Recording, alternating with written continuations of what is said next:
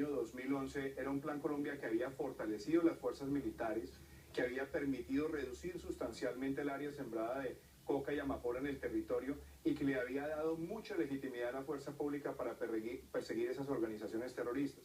Yo creo que del año 2011 para acá ha habido grandes deterioros.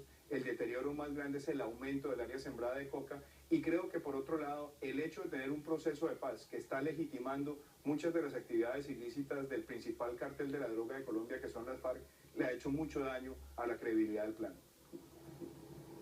Entonces, será por eso entonces las palabras del expresidente Pastrana, porque según Santos, el Plan Colombia ahora será para una época post-conflicto, y el expresidente Pastrana dice que Santos está desvirtuándolo y que esta conmemoración es más bien un funeral. ¿Usted cree que sea así? Yo creo que tiene razón el presidente Pastrana en decirlo. ¿Por qué? Porque el principal cártel de la droga de Colombia, que son las FARC, han ya logrado negociar con el gobierno una jurisdicción donde sus máximos cabecillas no van a ir a la cárcel por los delitos atroces que han cometido. Al mismo tiempo están logrando que se prohíba la extradición hacia futuro para sus militantes y por otro lado no hay ninguna confirmación que el dinero mal habido de esa organización lo van a utilizar para reparar a las víctimas. Puestas las cosas de esa manera, aquí no hay nada que celebrar. De hecho, a mí me llamó mucho la atención un comentario del presidente Santos donde comparó que el gobierno pues se financia de los impuestos a las industrias y las FARC se financian de los impuestos al narcotráfico. Estaba comparando un negocio legítimo como las industrias en Colombia con algo ilegal como son las drogas. Pero por otro lado también, Santos dijo en este viaje a Washington en la tarde de ayer que él había desmentido la información equivocada que habían recibido los miembros del Congreso estadounidense y que esperaba que Estados Unidos le dé más fondos para esta nueva etapa post-conflicto. Sin embargo, acabamos de escuchar a Yana Ros-Lehtinen, a la congresista, pues diciendo que tenía sus dudas y que el fin del Plan Colombia está cambiando. Y pues que hay otra cosa que no quedó claro. Santos en Colombia también dijo que las FARC, después de la firma, debía salir de la lista de terroristas.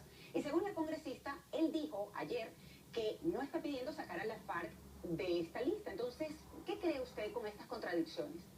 Bueno, mire, yo le cuento, hace pocos días en una revista de muy alta circulación en Colombia, el principal comandante de las FARC dijo que ellos no se iban a desmovilizar, sino a desmovilizarse políticamente.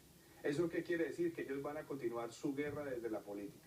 En segunda medida, ellos están hablando que la extorsión es el impuesto de guerra. Hágame el favor, en una sociedad donde la extorsión se ha convertido en un gran karma para todos los colombianos, tienen la desfachatez de decir que es un impuesto de guerra.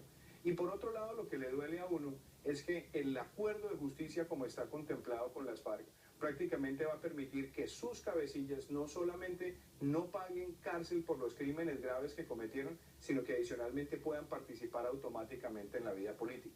Entonces, cuando yo miro eso y lo pongo en el contexto de la política norteamericana, pues llama la atención que el presidente Obama esté haciendo un relanzamiento cuando faltan 10 meses para que termine su presidencia. Entonces, pareciera más que esta es una agenda política, diplomática de momento, pero no una política de Estado.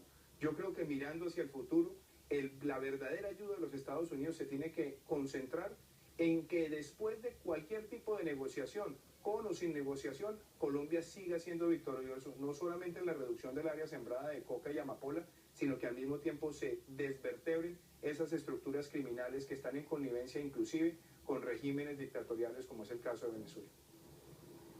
Que siga la lucha contra el narcotráfico definitivamente. Y ya que habló también de los colombianos y de este acuerdo de justicia, Human Rights Watch justamente criticó ese acuerdo y habló de eso, que podía haber impunidad en este caso con la firma del acuerdo y sobre todo en ese punto. ¿Cuál es la percepción de los colombianos sobre lo que pudiera pasar luego de la firma de este acuerdo? Bueno, yo quiero aclarar y aprovechar esta oportunidad para decir que en todas las encuestas que se han hecho, el 80% de los colombianos quiere que los cabecillas de esa organización terrorista paguen cárcel por los crímenes que han cometido y más del 80% de los colombianos no está de acuerdo con la participación en política de esos cabecillas. El acuerdo de justicia es algo que se ha elaborado para dar la apariencia de tener algún tipo de sanción, pero cuando uno entra en los detalles se encuentra con cosas tan lamentables como considerar un delito político el dar de baja y asesinar soldados y policías, como si ellos estuvieran legitimados políticamente para emprender ese tipo de acciones. Y por otro lado le da a uno dolor que delitos como la extorsión, que delitos como el narcotráfico también se consideren conexos al delito político.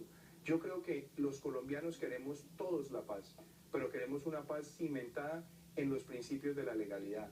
No puede ser que criminales de esta naturaleza, cuando tenemos un mundo que cuenta con una Corte Penal Internacional, no vayan a tener ningún tipo de sanción. Yo creo que si seguimos por ese camino, Colombia va a engendrar nuevas formas de violencia. Y sobre todo porque esa paz debería estar garantizada, que es lo que quieren la mayoría de los colombianos, por muchísimos años, que sea duradero y que sobre todo se haga justicia. Ahora aprovecho que estoy hablando con usted y le pregunto, las FARC insiste en una constituyente. ¿Por qué? Ayer, de hecho, Humberto de la Calle, el negociador por parte del gobierno en el proceso de paz, dijo que no se hará. Pero ¿por qué insisten tanto ellos en una constituyente? Bueno, yo quiero aprovechar para decir que el tema de la constituyente no es una propuesta exclusiva de las FARC, ni es la propuesta de las FARC. Son muchas las fuerzas en Colombia que prefieren una asamblea constituyente, ojo, de elección popular, no como la que quieren las FARC, que es corporativa, donde ellos tengan el 50% por derecho propio y el resto de la sociedad tenga que someterse a la elección popular. Todas las fuerzas que están representadas, yo diría, en la opinión pública, de alguna manera están buscando un gran acuerdo y ese acuerdo requeriría una asamblea de elección popular para revisar los acuerdos. ¿Por qué? Porque hoy estamos abocados a un plebiscito donde el presidente quiere someter a un sí y a un no más de 300 páginas que puedan estar en los acuerdos.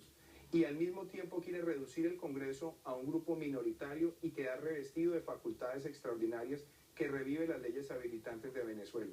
Ante un camino de esa naturaleza es preferible un mecanismo mucho más democrático y participativo y donde el pueblo colombiano a través de sus representantes pueda refrendar y revisar los acuerdos a los cuales llega el gobierno con ese grupo terrorista. Bueno, pues muchísimas gracias por su tiempo, por la información que nos ha dado el día de hoy y por aclarar ciertas dudas también que se tienen en el resto del mundo y sobre todo en la región sobre lo que está ocurriendo realmente en Colombia y cómo se lleva este proceso de paz. Muchísimas gracias, Iván Duque. A ustedes, muchísimas gracias. Que tenga buen día. Estén bien. Hasta luego. Y cuando regresemos aquí a Café CNN,